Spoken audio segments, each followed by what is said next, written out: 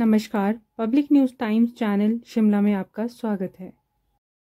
युवा कांग्रेस के राष्ट्रीय अध्यक्ष उदय भानु चिब आज शिमला में राजीव भवन में मुख्यमंत्री से मिले। मुख्यमंत्री के साथ वे रानी प्रतिभा सिंह एवं अन्य कांग्रेस के मंत्रीगण से भी मिले।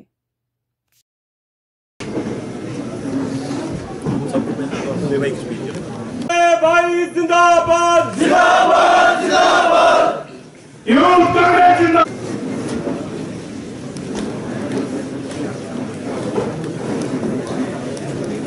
जिंदाबाद जिंदाबाद जिंदाबाद जिंदाबाद जिंदाबाद सुखू भाई जिंदाबाद जिंदाबाद जिंदाबाद सुखू की सरकार है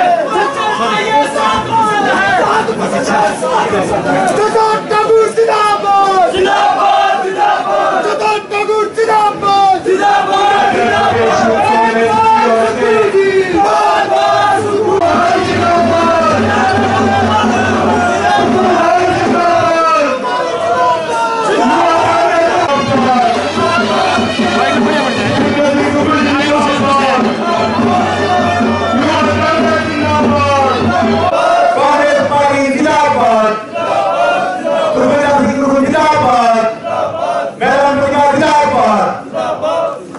पदाधिकारी, मान लीजिए कोई अगर किसी भी डिस्ट्रिक्ट का इंचार्ज है, सोलन का इंचार्ज है और वो सोलन एक दिन गया, 2 दिन गया, 3 दिन गया, हमें सारी ऐप से रिपोर्टिंग पता चल जाती है।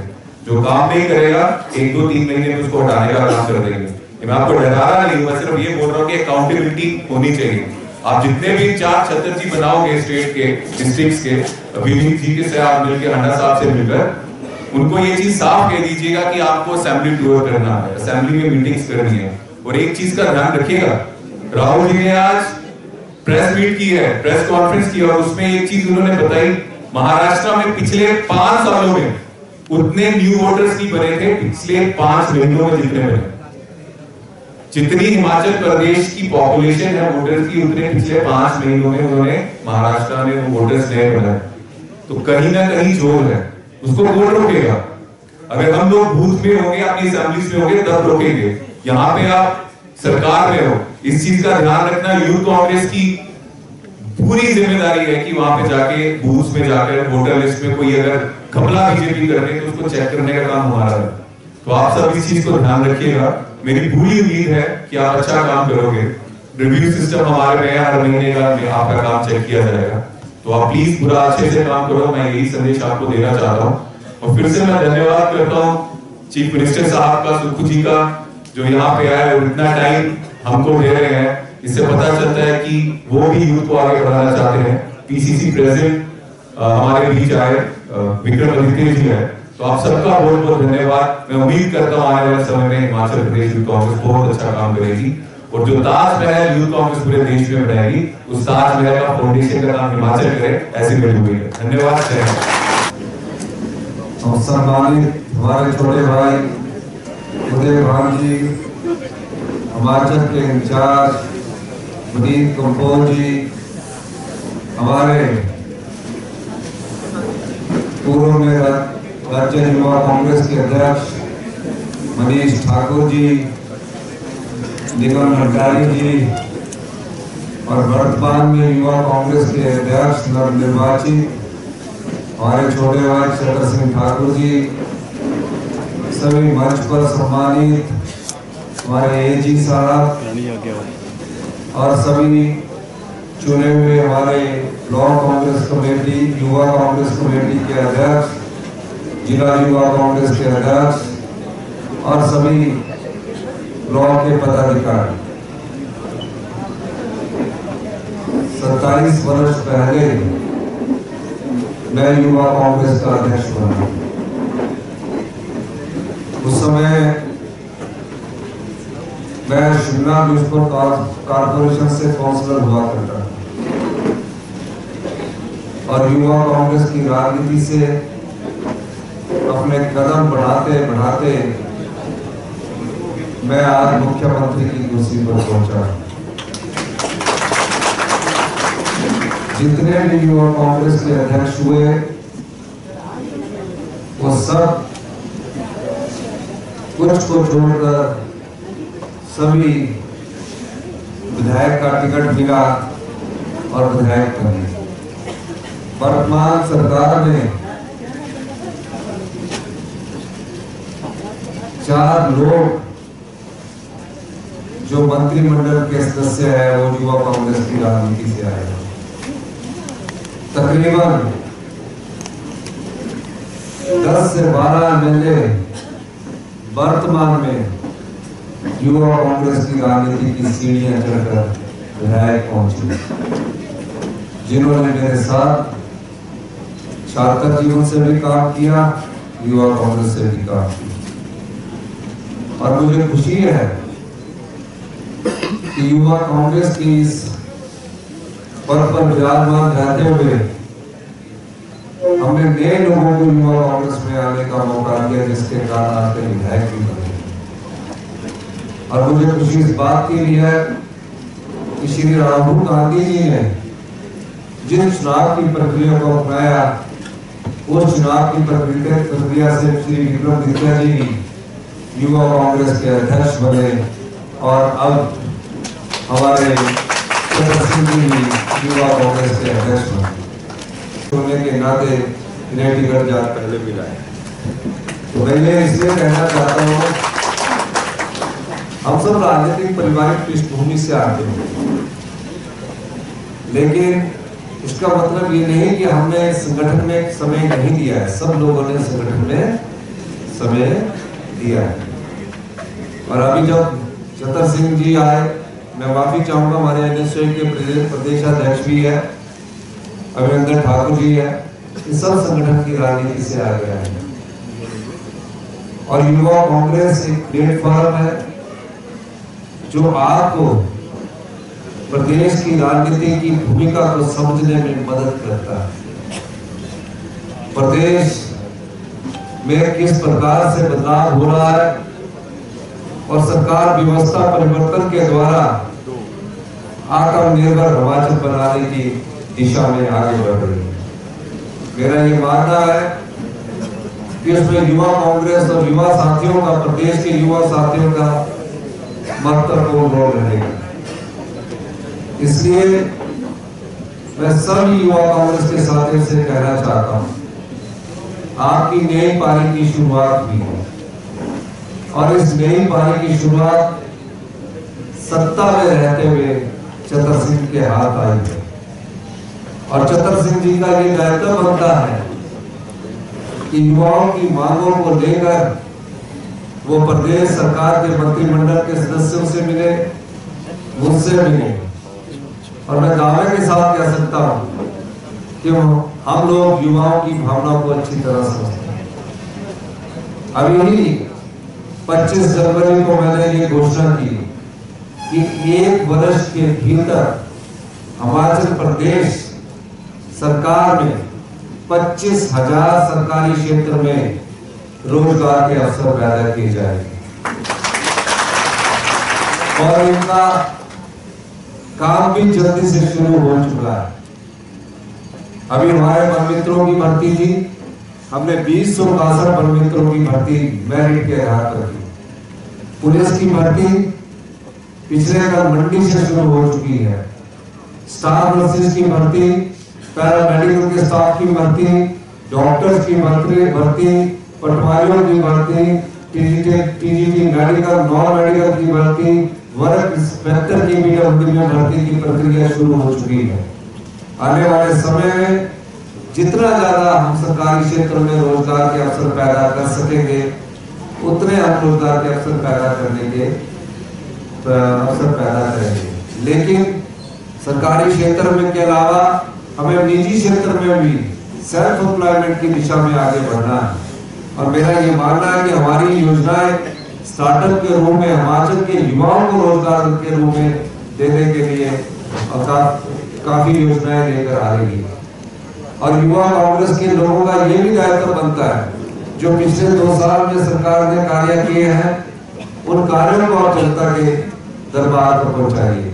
मेरा ये मानना है कि आप सब लोग जो ब्लॉक कांग्रेस कमेटी में चुनकर, ब्लॉक युवा कांग्रेस में चुनकर आए हैं, 2 साल की सरकार की नीतियों का अध्ययन करें। ऐसी कोई नीति नहीं है जो आम लोगों से जुड़ी हुई नहीं है, और कोई ऐसा हमने फैसला नहीं लिया जिससे आम लोग प्रभावित हो, गांव के लोग प्रभावित हो। हमने कहा कि जो पिछली भारतीय जनता पार्टी की सरकार थी उसने जनता की संपदा को लुटा दिया। डबल इंजन की सरकार कहलाते थे, कहते थे कि हमारी डबल इंजन की सरकार है, और सरकार पर 75,000 करोड़ रुपए का बोझ चढ़ाकर और 10,000 करोड़ रुपए की सरकारी कर्मचारी और अधिकारियों की लायबिलिटी छोड़कर हम पर गई। 75,000 करोड़ रुपए का कर्ज और 10,000 करोड़ की सरकारी कर्मचारियों की लायबिलिटी हम पर छोड़कर गई। तो डबल इंजन की 39 लाख नए वोटर्स बनाए गए, और कम से कम हिमाचल की जितनी जनसंख्या उसके करीब जो है वोट बनाए गए। भाजपा को फायदा पहुंचाया गया। चुनाव आयोग पर सवाल राहुल गांधी ने उठाया। इसमें कहीं ना कहीं तथ्य होगा, और बड़े विश्वास के साथ हमारे नेता ने ये बात कही है। तो कहीं ना कहीं जब वो आंकड़े उन्होंने पाए हैं तो लगता है कि पिछले जो चुनाव हुए हैं उसमें कहीं ना कहीं गड़बड़ हुई है, और एकदम से सभी की आशाओं के विपरीत जो रिजल्ट आया है उससे ये लगता है कि चाहे वो भारतीय जनता पार्टी के लोग हैं, चाहे जो इलेक्शन कमीशन के लोग हैं, उनकी जानकारी में भी ये बात थी कि रातों रात आपने इतनी वोट की संख्या बढ़ा दी, तो ये कैसे संभव हो पाया। इस पर भी एक प्रश्न है, और उस पर आज जो राहुल जी ने बात की है वो हमें लगता है कि कहीं ना कहीं उसमें तथ्य है, और अगर इसकी सही तरीके से छानबीन की जाए तो इसमें सच्चाई उभर कर अवश्य आएगी। आयोग की विश्वसनीयता सवालों के घेरे में है। अब देखिए ना, इलेक्शन कमीशन को भी बार बार ये मसला हमने उनके सामने भी रखा।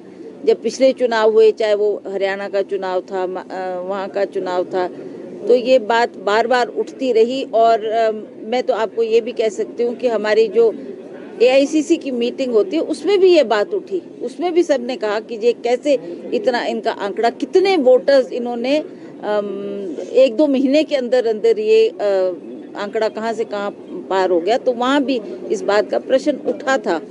तो मुझे लगता है कि अवश्य कुछ ना कुछ हुआ है, पर मोदी जी की सरकार ने इन सब तथ्यों को दबाने की कोशिश की है, और जो सच्चाई है उसको सामने नहीं आने दिया। ये बहुत ही निंदनीय बात है कि जिस तरीके से हमारे भारतीय लोग, और वो भी युवा पीढ़ी जिनको हमारे देश में रोजगार नहीं मिल रहा था, वो रोजगार की तलाश में वहाँ पहुँचे। और जब वहाँ पर ट्रम्प ने शपथ ली तो उस दिन ये कहा था कि मैं जल्दी हमारे जो बाहर के लोग यहाँ पर आए हैं उनको मैं अपने अपने देश वापस भेजूंगा। ठीक है, अगर वो उसमें उनको लगता था कि ये विदाउट एनी परमिशन के यहाँ रह रहे हैं, उन्होंने कोई कार्रवाई करनी है, पर इस तरीके से आप उनकी पैरों में बेड़ियां बांध के, हाथों में हथकड़ियां बांधकर उनको अपने प्लेन के द्वारा भारत की धरती पर ला रहे हो, ये बहुत ही शर्म की बात है। और भारत सरकार को चाहिए था कि जिस तरीके से कोलंबिया ने एक आवाज उठाई और कहा कि नहीं हम ये बिल्कुल नहीं मानेंगे, और उन्होंने, ब्राजील ने भी कहा और उन्होंने अपना प्लेन भेजकर अपने लोगों को वापस बुलाया, उसी तरह से भारत सरकार को भी चाहिए था कि वो अपने भारतीय लोगों के मान सम्मान के लिए आवाज उठाते।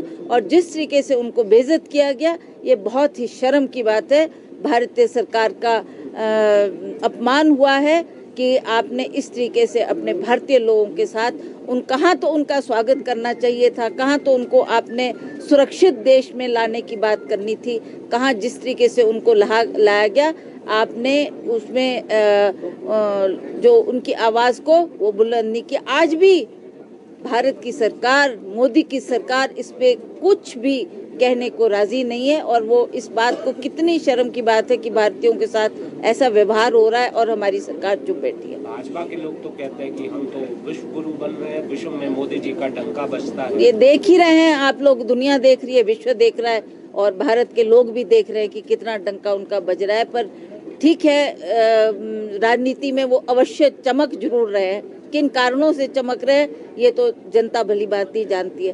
परंतु उन्हें जो ऐसे ऐसे हादसे होते हैं उसमें भी अपनी आवाज़ को बुलंद करना चाहिए, अपनी आवाज़ को उठाना चाहिए और हमारे भारतीयों को सुरक्षित रखने का भी कर्तव्य और दायित्व उनका बनता है। देखिए, युवा कांग्रेस के नवनिर्वाचित अध्यक्ष का आज समारोह था और निश्चित तौर पर काफ़ी युवाओं में जोश था और मैं राष्ट्रीय अध्यक्ष उदय भान जी का भी धन्यवाद करना चाहूँगा और विनीत कुंपोर जो यहाँ के इंचार्ज हैं उनका भी धन्यवाद करना चाहूँगा, पार्टी अध्यक्षा श्रीमती प्रतिभा सिंह जी का, कि युवा कांग्रेस की राजनीति से हम निकले हैं। 4 मंत्री तो युवा कांग्रेस की राजनीति के बने हुए हैं। निश्चित तौर पर युवा कांग्रेस के लोगों को आने वाले समय में युवाओं की सोच को समायोजित करना पड़ेगा, तभी हम आगे बढ़ सकते हैं। तो मेरा ये मानना है कि आज युवा कांग्रेस ने एक धरना प्रदर्शन भी कर रखा है और पहले ही दिन जो बाहर से आए हमारे नागरिक है उनके प्रति जो संवेदनशील रवैया विदेशी सरकार ने नहीं अपनाया, उस संदर्भ में इन्होंने आयोजन कर रखा है। तो इस संदर्भ में आज इनका रैली है, उसके बाद हम इनसे बैठकर बात करेंगे। सर, राहुल गांधी ने सवाल उठाया कि महाराष्ट्र जो है नए वोटर बनाए गए 39 लाख, इतने वोटर्स बनाए गए उतनी तो हिमाचल की जनसंख्या है। ये सही बात है। चुनावों से पहले इतने अधिक वोट अगर बनाए गए तो क्या कारण है? क्या चुनाव आयोग सोया रहा था? चुनाव आयोग को ये जानने का महाराष्ट्र की जनता को ये जानने का अधिकार है कि हर साल आप एक बार वोटर लिस्ट को रिन्यू करते हैं और जब आप वोटर लिस्ट को रिन्यू करते हैं तो हर 6 जनवरी से वोटर लिस्ट को रिन्यू करने का कार्यक्रम चलता है। तो 18 साल से ऊपर के वोटर तो पहले बन जाते हैं। तो इसकी गहन छानबीन करने की ज़रूरत है कि इतने वोट बनाने की क्यों जरूरत पड़ी और किन किन बूथ्स में बने हैं। तो ये सब चीज़ों पर गहराई से सोचने की ज़रूरत है। धन्यवाद। आज का दिन कितना महत्वपूर्ण है आपके लिए? बहुत ज़्यादा महत्वपूर्ण है। हमारी नई कमेटी, नए अध्यक्ष जो हैं वो यहाँ पे आए थे, फॉर्मर स्टेट प्रेसिडेंट यहाँ थे और पूरी यूथ कांग्रेस की टीम थी। हमने बात की, गाइडेंस ली, मार्गदर्शन लिया कि किस तरह से हिमाचल के प्रदेश के युवाओं की आवाज़ उठानी है, उनके लिए बात रखनी है। जिस तरह से पूरी दुनिया में कल एक मैसेज गया कि ये बीजेपी वाले विश्व गुरु बोलते थे और हथकड़ियों में बंदी बनाकर हमारे देश के युवाओं को वापस लाया गया, मिलिट्री के जहाज से लाया गया। दूसरी तरफ कोलंबिया के जो प्रेसिडेंट हैं उन्होंने लाल आंखें दिखाई अमेरिका को और अपना जहाज भेजा और उन्होंने बोला आपकी हिम्मत नहीं, आप वहाँ के कोलंबिया के युवा को हथकड़ियों में वापस लाओगे। तो वहाँ से बाइज्जत अमेरिका से कोलंबिया के यूथ आए। तो हमारे भारत का युवा भी समझता था कि हमें भी इज्जत मिलेगी, इज्जत मान मिलेगा और भारत सरकार, बीजेपी सरकार अपना जहाज अमेरिका भेजेगी और बाइज्जत आएंगे। लेकिन जिस तरह से वो दृश्य थे आप सबने भी देखा होगा। और सबसे बड़ी बात, मीडिया के लोग, आप लोगों को भी वहां नहीं जाने दिया, नहीं मिलने दिया उन लोगों से जब लोग हमारे भाई उस अमेरिकन आर्मी के प्लेन से आए। किस चीज़ का डर था बीजेपी वालों को, किस चीज़ का डर था मोदी जी को? अगर मीडिया वाले भी नहीं मिल सकते तो किस चीज़ को छुपा रहे थे? मतलब कुछ किसी चीज़ की शर्म तो आ रही होगी, तभी आप छुपाने का काम कर रहे हैं। इस चीज़ पे चर्चा हुई, हम आवाज़ उठाएंगे और ऐसा कभी नहीं हुआ। डॉक्टर मनमोहन सिंह जी जब थे तो हमारे एक ब्यूरोक्रेट के साथ गलत व्यवहार वहाँ पे अमेरिका में हुआ था, तो यहाँ उनकी एम्बेसी की सिक्योरिटी तक भारत सरकार ने हटा दी थी। लेकिन मोदी जी अभी भी हाथ जोड़कर दुखी हैं, हाथ जोड़कर ट्रंप के आगे वो कर रहे हैं। तो इस पूरी चर्चा हुई है और भारत के युवा के लिए, खासकर हिमाचल के युवा के लिए आगे कैसे काम करेंगे, रोजगार के मौके कैसे मिल सकते हैं, उसमें हमने गाइडेंस ली और चर्चा की सीएम साहब से। Thank you. धन्यवाद। रोजाना ताज़ा खबरों के लिए जुड़े रहें public news times channel Shimla के साथ सभी सोशल मीडिया प्लेटफॉर्म पर। हमारे चैनल को लाइक, शेयर और सब्सक्राइब करें।